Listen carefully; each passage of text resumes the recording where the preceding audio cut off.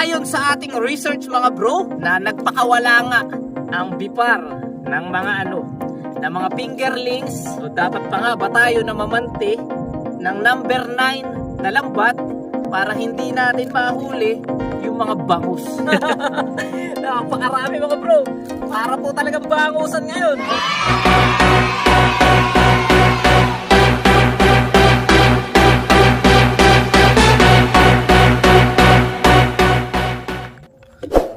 Tol, good morning.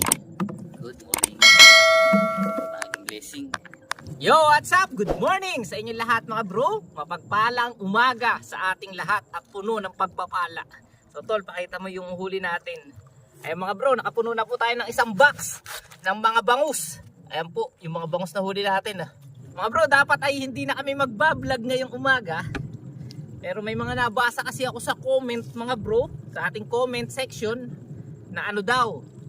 So sabi nila, bro, ang mga hinuhuli nyo na bangus ay dapat palakihin pa natin. Dahil masyado daw maliliit mga bro. Bukod doon, nakakita rin tayo ng comment na na ang bipar daw pala ay nagpakawala.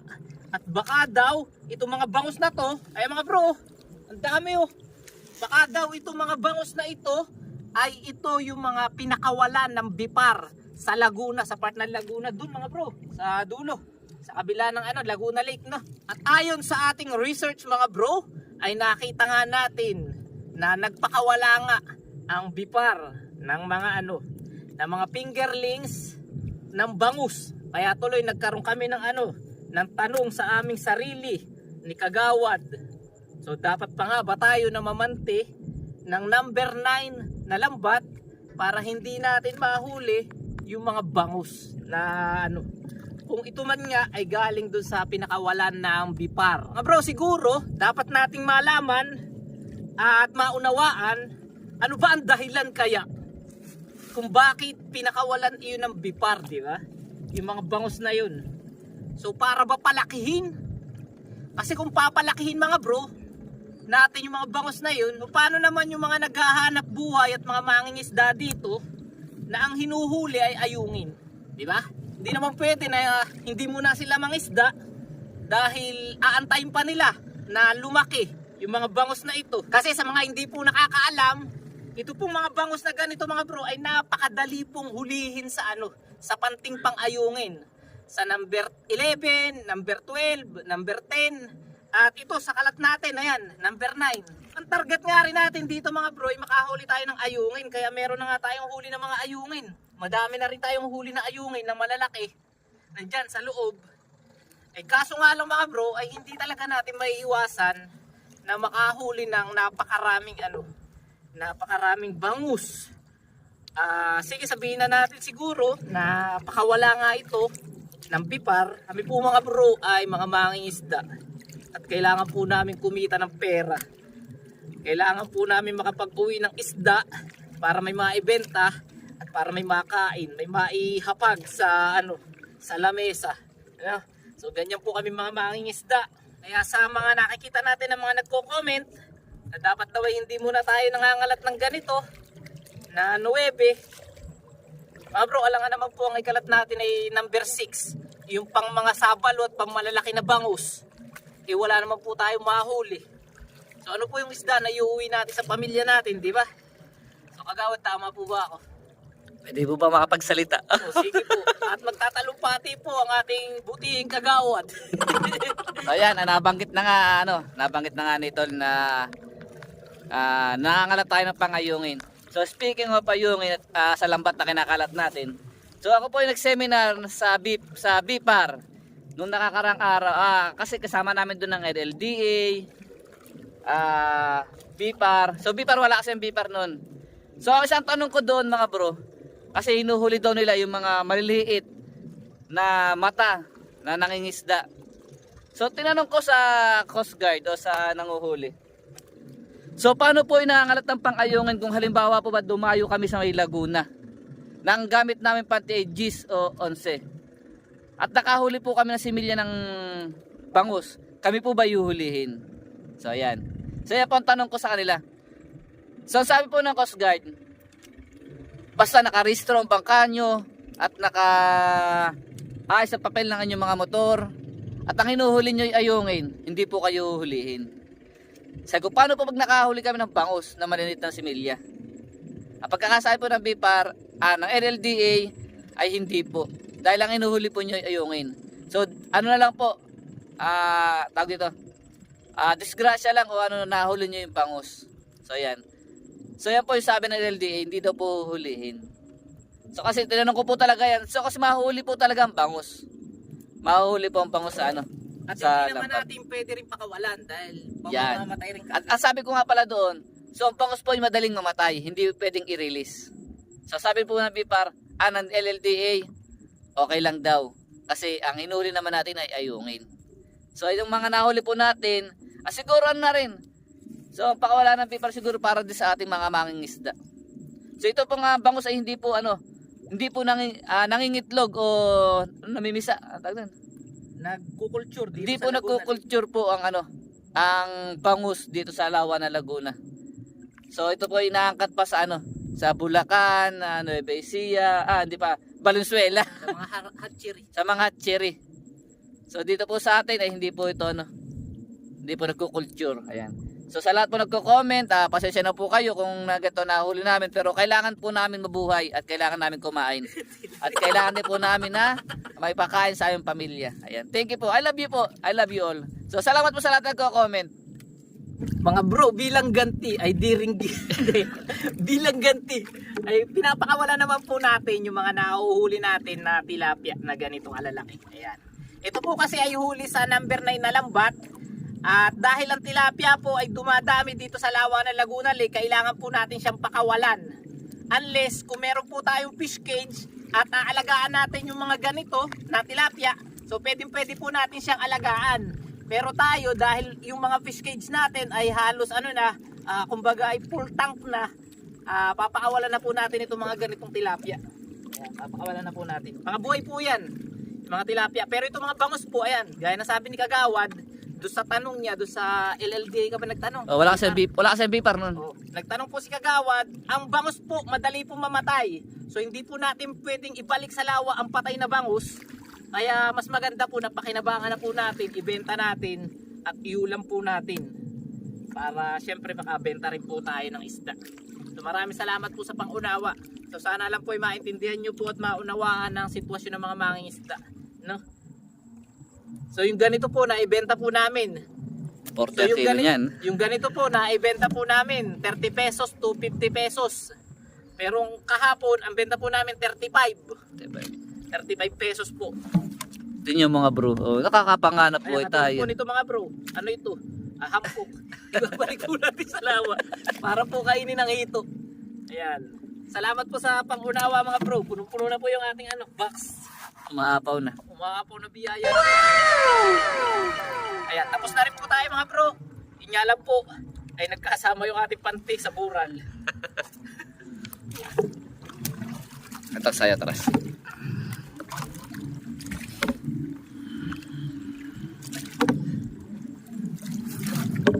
Ayan mga bro. Kaya tuwan-tuwa po kayo ng mga ngisda mga bro. Marami po nangingisda. Ang dami po nangingisda. Kung napansin nyo, ayun mga bangka po yan. Ayan. Mga inuuli po rin yan, bangus. Ang inuli po yung mga boss. Ayan, ganda po mga bro.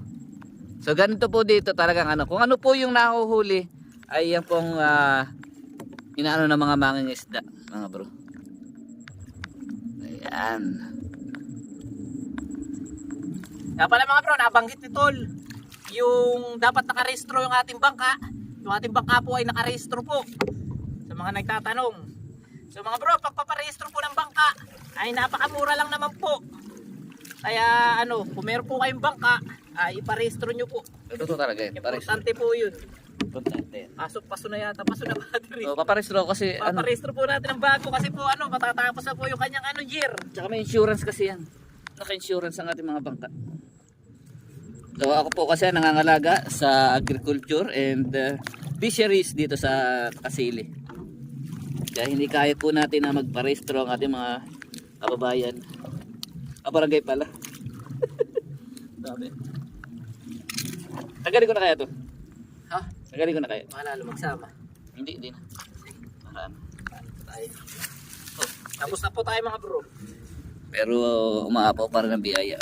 Maapo para po biyaya. Natatagay ko yung mga. Ito po mga bro, pinapakamalan po natin ng mga ganito. Ayan, mga tilapiyang ganyan. Buhay na buhay po yan. So mga bro, grabe, tinan nyo. Napakarami po. Napakarami mga bro. Para po talagang bangusan ngayon. Ilan kaya ang pinakawalan ng bipar mga bro, no? Kasi kung halimbawa sasabihin mga bro na mga 50,000 lang, mga 100,000, sa dami ng mga mangingisda mga bro, sa tingin ko hindi sa bipar lahat galing ng bangus. Posible po sa mga nagkarga ng pispan. Po may mga disgrasya yung kanilang ano, may mga damage yung kanilang fish pan. Kasi ngayon po nagre-release na po sila sa area eh. Tapos na po sa nursery. Ito po mga bro, pinapakamalan po natin ang mga tilapia. Boy na boy yan. Tumulundag pa nga. Dahil ito po talaga ay ano, kailangan pakamalan. Mga bro, samantalahin ko na rin yung pagkakataon. Doon sa isa pa nagtanong, bakit daw bawal nang magtibog dito sa ating lugar? So mga bro, wala naman ako nakita na bawal dito kasi may mga nagtitibog pa rin. So dito po sa ating lugar mga bro, ay hindi po bawal. Mas maganda lang po na dito sana tayo magtibog dyan sa open na yan. No? Kasi syempre sa may mga skylab mga bro, parang pangit naman, di ba kagawad? Bawal na. Bawal talaga. Bawal. Ayun, bawal daw pala, sabi ni So, kagawad. ako papaliwanag. Okay, paliwanag mo at kagawad, takot po sa iyo. So ayan. Lalaki hindi bawal. So nabanggit na sa tibog sa mga bro. So ako yung namamahala dito sa Kasili. So bawal po talaga. Pero hinihikayat po natin at sinasabihan po natin mga kabayan na lumayo po sa may bandang yung mga hindi bawal na area. Halimbawa po dito sa Kasili.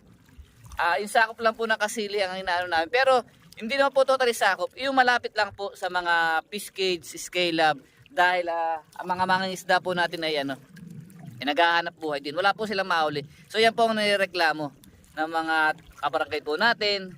So punta na po sa may actually meron po kami ditong spot para sa tibog. Hindi po namin sila sinasaway. So ito sakop pa rin po ng Kasili ito. Ito po, ayan.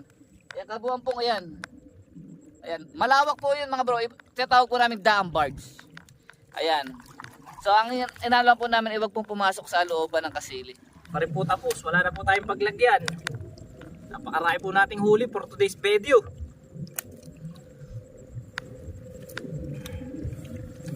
Siguro po nasa ano na ang huli natin, mga 12 kilo.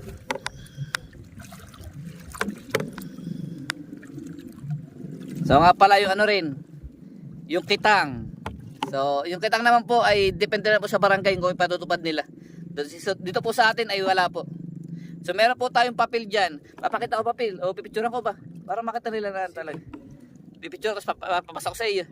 Ayan po picture ng katunayan po na lahat ng pinagbabawal po sa nasasakupan po ng Binangonan side.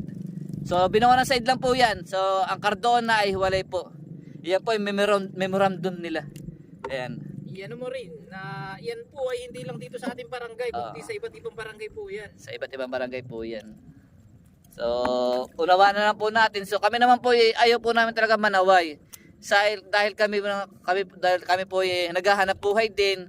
At syempre, yung mga, di po natin alam na yung sinasaway natin, syempre, ay ilang po ang hanap buhay nila.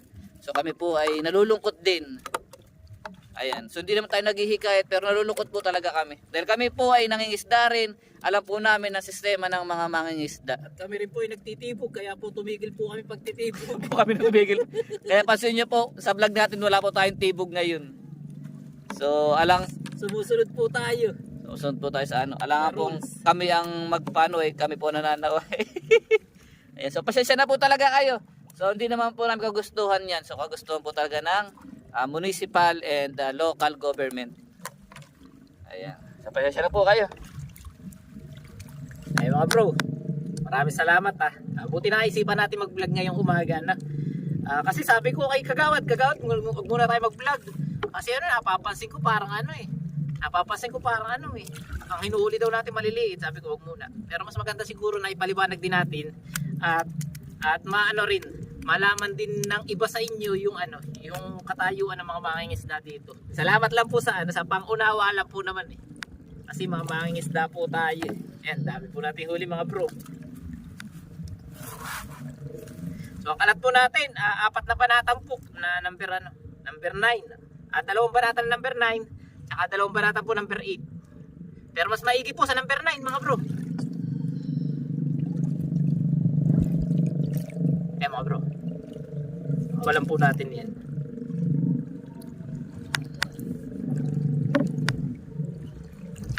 Maapaw na biyaya. Ayan na. Lulubusin ko na pagkakataon mga bro. So, special shoutout. Ayan. Sa lahat ng nakatapos sa aming training sa CB Dream. Ayan. Sa community risk. Basta sa CB Dream. Sa disaster po yun. Ayan. Tsaka sa ano. Binabati ko rin ang mga kagawad, kapitan, sekretary, mga hepe na nakasama ko sa training sa Barangay Gulod. Ayan. At syempre shoutout sa lahat ng ng pamunuan ng MMM. Ano ba? MMC. MDRMMO. Ayan, shoutout po sa inyo lahat. At syempre sa lahat ng kasama ko rin sa training sa agriculture. Marami tayong hinatidan ng mga training. Ayan, si Jan sa Lunsad. Ayan, shoutout sa lahat ng Team Silosia at sa lahat ng pamuno ng agriculture. Thank you very much at mamaya may training tayo. Ayan. Thank you very much at ingat tayo lahat.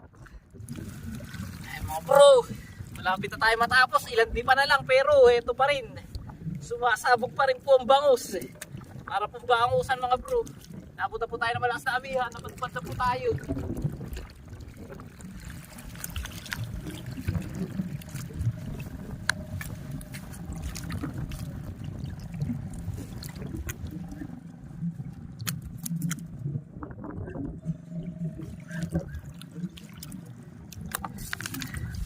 Kagawad, biray mo na. Bro, pabira na natin kay kagawad. At maaanod tayo. Kaya mga bro, sinamsam muna natin yung pinakandulo, no? Tanggalan na lang natin. At napapadpad na tayo, lumalayo na tayo. Ayan, bibiray muna na kagawad. At wala na rin tayo mapaglagyan mga bro. Apaw na po yung ating box. Ayan, napakarami po nating huli. Ayun, nadapa po si kagawad for today's video. Nadulas po mga bro. Okay. Makdaan tayo dun sa akin, sisilipin ko lang yung hapa. Ay, yung similyan. Yo mga bro, tara! Ano?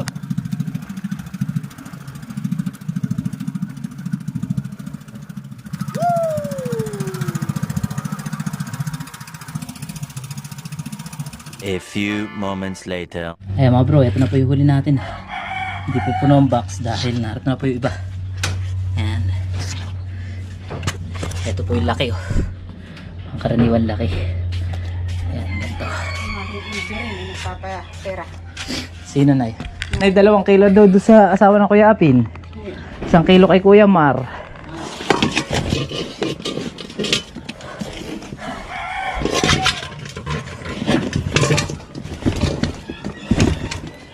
Lalaki na sa ilalim. 8 kasi yun.